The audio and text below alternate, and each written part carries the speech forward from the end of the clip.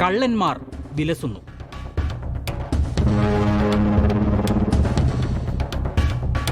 ക്ഷേത്രത്തിലെ ഭണ്ഡാരം കുത്തി തുറന്ന് കവർച്ച നടത്തിയത് ഇന്ന് പുലർച്ചെ തിരുവനന്തപുരത്താണ്.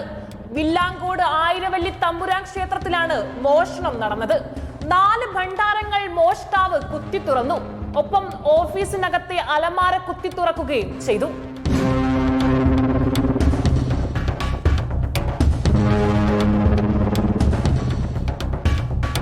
കമ്പിപ്പാറയെടുത്താണ് പ്രതിയുടെ ആക്രമണ രീതി.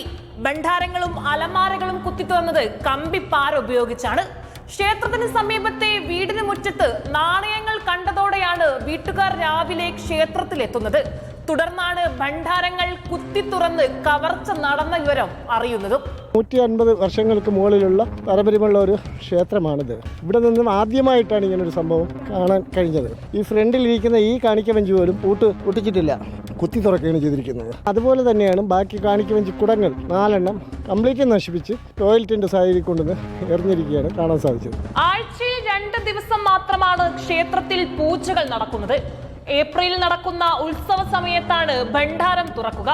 ഭണ്ഡാരത്തിൽ നിന്നും ഏകദേശം 90,000 രൂപയും അലമാറയിൽ നിന്ന് 2 ഗ്രാം സ്വർണ്ണ പൊട്ടുകളുമാണ് കാണാതായത്. നേരത്തെയും ക്ഷേത്ര പരിസരങ്ങളുടെ വീടുകളിൽ നിന്ന് മോഷണം നടന്നിട്ടുമുണ്ട്.